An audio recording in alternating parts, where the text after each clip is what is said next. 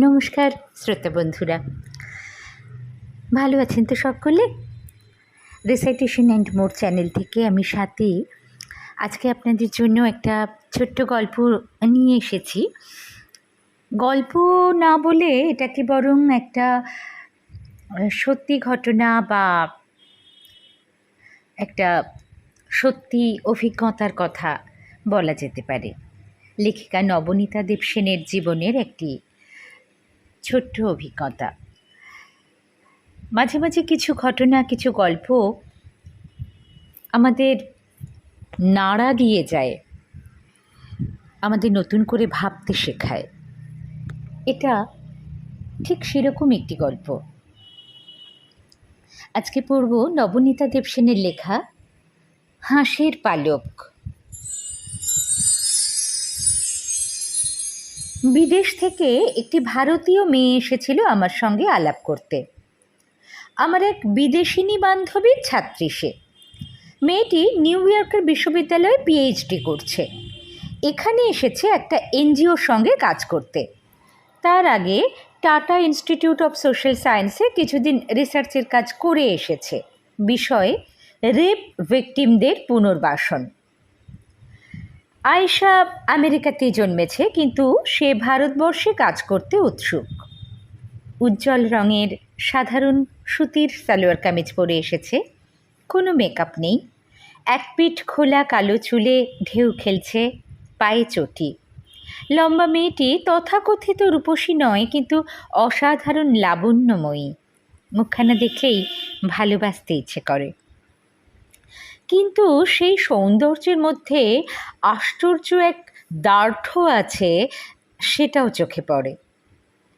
আয়েশা বলল, সে এমনিই আমার সঙ্গে আলাপ করতে চায়, কোনো দরকারে আসেনি। এখন সে কিছুদিন কলকাতায় কাজ করবে, তাই আমার যদি সময় নষ্ট না হয় মাঝে মাঝে কি কথা বলতে আসতে পারে। সেই শুরু। আয়েশা আসতো, ওর সঙ্গে কথা বলতে খুব ভালো লাগতো। অনেক নতুন নতুন বইপত্রের খোঁজ দিতে পারত। বই অন্ত প্রাণ মেয়ে, আপন মনে থাকে, ভাবুক প্রকৃতির। কথায় কথায় জানা গেল আয়েশা কবিতা লেখে, ইংরেজিতে, কিন্তু হিন্দুস্তানি দিব্যি ভালোই বলতে পারে।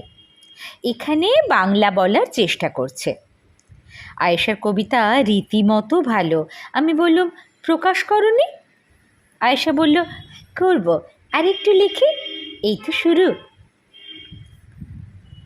তারপর অনেক দিন আয়েশার খোঁজ নেই। ঘাটশিলার কাছাকাছি কোথায় যেন গিয়েছে একটা এনজিওর সঙ্গে গ্রামে কাজ করতে। চিঠিপত্রের প্রশ্ন নেই, কিন্তু ফোন কিংবা ইমেল কিছু এলো না আয়েশার কাছ থেকে। হয়তো তার সুযোগ নেই, এমনই অজপাড়া গাঁ। আস্তে আস্তে আমার খেয়ালও রইল না ওর কথা। কি জানি, কাজ সম্পূর্ণ করে ফিরেই গেলে হয়তো স্বস্থানে। এরকম কত ছেলে মেয়ে তো আসে আমার কাছে। বেশ কিছু মাস পরে একদিন হঠাৎ আয়েশা এসে হাজির। লম্বা খোলা মেঘের মতো চুলটা বিনুনিতে বন্দি হয়ে পিঠে লতিয়ে আছে। চশমাটা বদলিয়েছে মনে হলো, একটু যেন রোগা আর ক্লান্ত দেখাচ্ছে। মিষ্টি হাসিটাতে কোনো বদল নেই। আমি একটু বকুনি দিলাম, এনজিওতে কি কেউ কাজ করে না, তার জন্য এতদিন চুপচাপ? আর খেতে টেতে দিত না নাকি, রোগা হয়ে এসেছো? আয়েশা হেসে চুপ করে মেঝের দিকে তাকিয়ে রইল। তারপর চোখ তুলে তাকিয়ে বলল, ভয়ানক ঝঞ্ঝাটে পড়ে গিয়েছিলাম দিদি।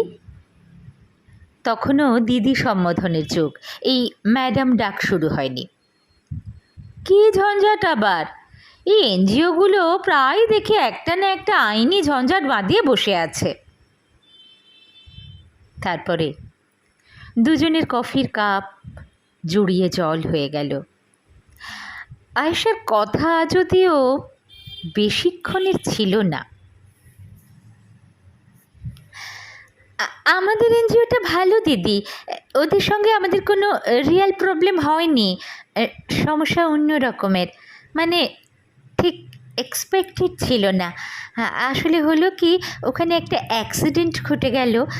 তারপরে পুলিশ কাছারি, আইন আদালত, বেজায় ঝামেলায় পড়ে গেলাম। এহে, অ্যাক্সিডেন্ট! কী কাণ্ড! কি হলো? তুমি কি গাড়িটা চালাচ্ছিলে?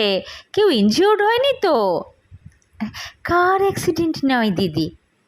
তবে হ্যাঁ, ইনজিওর্ড হতেই পারতুম, কিন্তু সেভাবে ক্ষতিগ্রস্ত হইনি।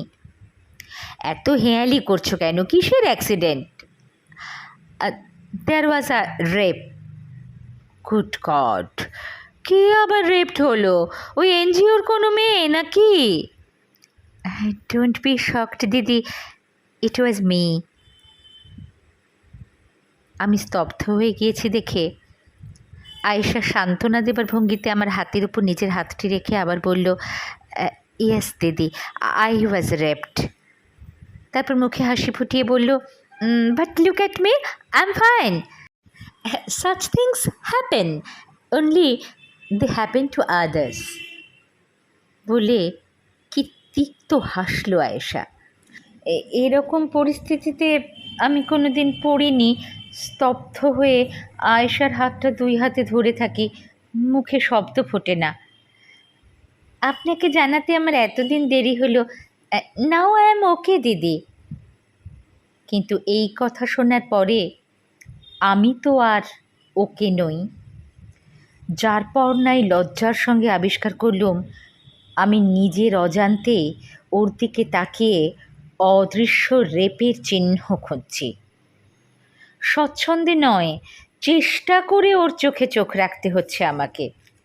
কিন্তু ওর স্বচ্ছ নয়নে কোনো ছায়া নেই, হাসিতে নেই সংকোচ। আমি একাগ্র দৃষ্টিতে নজর করি, আয়েশা তো দিব্যি স্বাভাবিক রয়েছে, আগের মতোই তো আছে। কই কোনো বদল তো চোখে পড়ছে না। তবে আমি নিজে কেন এত সংকুচিত? কিন্তু আমার মধ্যে বদলটুকু চোখে পড়ল আয়েশার। আয়েশা বলে উঠল সান্ত্বনার সুরে, অত ভেঙে পড়বেন না দিদি, আমার শারীরিক বা মানসিক এমন কোনো ক্ষতি হয়নি যেটা সারিয়ে তোলা যাবে না। শরীর তো কবেই সুস্থ হয়ে গিয়েছে, আর মন তো আমার হাতেই আছে দিদি, মন অসুস্থ হয়নি। তবুও আমি কাউন্সেলিংয়ে রয়েছি, নো হার্ম ডান। ওর হাসি মুখখানা আমার চোখের ভিতরে তীক্ষ্ণ আলপিন বিদ্ধ করতে লাগলো। আমি চুপচাপ ছটফট করছি। তারপরে আয়েশা আস্তে আস্তে ওর ব্যক্তিগত অভিজ্ঞতা বলতে শুরু করে। প্রথমে আমার চোখে তাকিয়ে কথা বলছিল, ইতিমধ্যে কখন ওর দৃষ্টি চলে গিয়েছে জানলার বাইরে কদম গাছের দিকে। ফুলে ফুলে গাছটা ছেয়ে রয়েছে। কি সুন্দর, বলল আয়েশা। এই সুন্দর দেখতে গিয়েই আমি মুশকিলে পড়ে গেলাম। অপূর্ব সানসেট হয় সুবর্ণরেখার জলে। আমাদের এনজিও থেকে খানিকটা দূরেই সুবর্ণরেখা নদী। আমি সাইকেল নিয়ে সন্ধ্যের আগেই চলে যেতাম নদীর জলে সূর্যাস্ত দেখতে। মাঝে মাঝে কেউ হয়তো সঙ্গে যেত বেড়াতে, নইলে একাই। ওখানে তো ভয়ের কিছু নেই, বাঘ ভালুক বেরোয় না ওই অঞ্চলে। শান্তিতে নির্জনে নদীর তীরে বসে থাকতে থাকতে মন আপনিই ধ্যানস্থ হয়ে পড়ে। সবটুকু আলো মুছে গেলে, আকাশে তারা ফুটতে শুরু করলে আমি বাসাতে ফিরতাম। রোজই ওই বিকেলবেলাতে দেখতাম ওখান দিয়ে একটা নৌকো করে কয়েকটা অল্প বয়সী আদিবাসী ছেলে কোথাও যেত, আবার ফিরে আসতো। আমায় দেখে ওরা হাত নাড়তো, আমিও ওয়েভ করতাম। একদিন ওরা নৌকোটা বাঁধলো আমার কাছাকাছি এসে, ঝুপঝাপ নেমে আমার দিকে এগিয়ে এলো মিষ্টি মিষ্টি হেসে। আমি সাগ্রহে জিজ্ঞেস করলুম, মাছ ধরছিলে? ওরা বলল না। তারপর নিজেদের মধ্যে কি ইশারায় করে এগিয়ে এসে আমার হাত দুটো চেপে ধরলো একটা ছেলে। সে জন্ম সাদা, বর্ণহীন, তার গায়ের খুব জোর, মুখে সোনালি দাড়িগো ফুটেছে। সেই বড় দলের নেতা। বাচ্চা ছেলে সব দিদি, বছর 16-17 মধ্যে বয়স। ছেলেটাকে বাধা দিয়ে আমি বললাম, ও কি করো, আমার হাত ছেড়ে দাও। নেতার ইঙ্গিতে এবার বাকিরাও এসে আমাকে চেপে ধরল। 4 জনের সঙ্গে আমি পারবো না। শান্তভাবে ওদের প্রশ্ন করলাম, ঠিক আছে, তোমাদের ভয় নেই, বলো তো তোমরা কী চাও? টাকা চাও তো? আমাকে ছেড়ে দাও, আমি তোমাদের আমার ব্যাগের সব টাকা দিয়ে দিচ্ছি। তাতেও কান্না দিয়ে ওরা আমাকে চেপে ধরে জামা কাপড় খুলছে দেখে আমি ভয় পেয়ে গিয়ে বললাম, ছি ছি, হে কী কাণ্ড, বলো দেখি কেন এমন করছো তোমরা? আমি তো তোমাদের সঙ্গে কোনো ক্ষতি করিনি, তোমরা আমার ছোট ভাইয়ের মতো, আমাকে তোমরা ছেড়ে দাও, আমি তোমাদের অনেক টাকা দিচ্ছি। নেতা ছেলেটা এবার বলল, টাকা চাই না আমাদের, আমরা মেয়ে মানুষের শরীর কেমন লাগে সেইটা জানতে চাই, বুঝতে চাই। আমার মাথায় হাত। আমি তখন বুঝলাম, দেখো আমার তো বিয়ে হয়নি এখনও, আমি নিজেও তোমাদেরই মতো অজ্ঞ, শরীরের ব্যাপারে কিছুই বুঝি না, তোমাদেরও কোনো অভিজ্ঞতা নেই, খামোখা আমাকে ধরে অত্যাচার করে তোমাদের কোনো আসল লাভ হবে না। তার চেয়ে বরং এক কাজ করো, আমি যে টাকা দিচ্ছি তাই নিয়ে কোনো বেশ্যাপল্লীতে যাও, তারা সব শিখিয়ে দেবে তোমাদের, তারা মেয়ে পুরুষের শরীরের ব্যাপারে এক্সপার্ট। সাদা ছেলে বলল, না, ওরা বাজে, নষ্ট মেয়ে মানুষ, ওদের কাছে যেতে নাই, অসুখ করে। তুমি ভদ্র মেয়ে লোক, তোমাকে চিনি, তাই তোমার থেকে আমরা যা শেখার নিজে নিজে শিখে নেব, তোমাকে শেখাতে হবে নাই। তারপরে নিজেদের ইচ্ছে মতো আমার পোশাক আশাক টেনে হিঁচড়ে খুলে আমাকে নগ্ন করে সাধ্য মতো রেপ করলো একের পর এক। ওদের কৌতূহলের কী যে দুর্বোধ্য তৃপ্তি হলো সেটা ওরাই জানে। চারজনই আমাকে একের পর এক রেপ করলো, কিন্তু অনভ্যস্ত অপরাধী তো ব্যথা দিলেও অস্বাভাবিক কোনো অত্যাচারের চেষ্টা করেনি। প্রকৃত রেপ করেছিল মূলত একজন ছেলেই, সেই বর্ণহীন তকচার। ওরা চলে যাওয়ার অনেক পরে আমি একটু আত্মস্থ বোধ করলে নিজেই আস্তে আস্তে উঠে হাসপাতালে যাই। তারা পুলিশে খবর দেয়। ছেলেগুলোর কথায় কথায় ওদের দুটো নাম জানতে পেরেছিলাম, আর সাদা ছেলেটি তো নিজেকে লুকোতে পারবে না। এতটা বলে চুপ করে রইল আয়েশা। কোনো নাটকীয়তা ছাড়াই এত বড় ঘটনাটা সে শান্ত স্বরে বর্ণনা করে গেল, যেন কোনো সিনেমার গল্প বলছে। আমিও সামলে উঠেছি। প্রশ্ন করি, তারপরে থানা পুলিশ কোর্ট কাছারি সব চলল তো? ধরা গেল ছেলেগুলোকে? পুলিশ তো পরের দিন এসে সবকটাকে এনে একটা আইডেন্টিফিকেশনের প্যারেড করালো। 3টে ছেলেই ছিল তার মধ্যে। আর সেই সাদা ছেলেটা?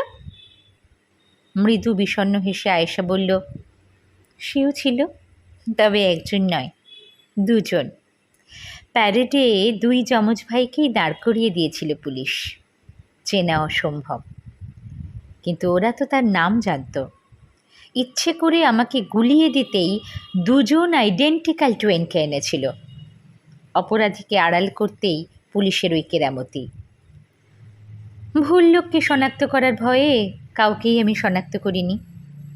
আর ওই সদ্য গোফের রেখা ওঠা ছেলেগুলোকে শনাক্ত করে কী লাভ? কী সংশোধন করবে? কোন শাস্তি দেবে? হোমে পাঠাবে? সেখান থেকে তো আরও পাক্কা বধ হয়ে আসবে সব।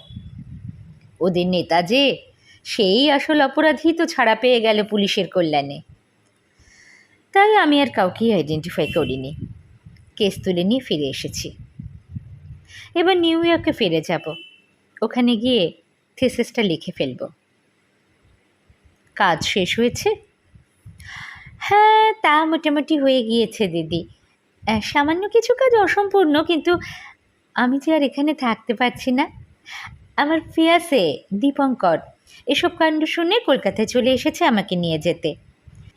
এই এপ্রিলের 15ই তো আমাদের বিয়ে ঠিক আছে নিউ ইয়র্কে, সেই জন্য।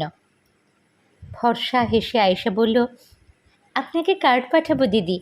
এপ্রিল মাসে কি ওদিকে যাওয়ার সম্ভাবনা আছে? আয়েশার মুখ ভরা হাসিতে আর ক্লান্তি ছিল না। পাখা ঝেড়ে ফেললে হাঁসের পালকে জলছাপ থাকে না। সত্য ঘটনা। 26/7/2017 প্রকাশিত।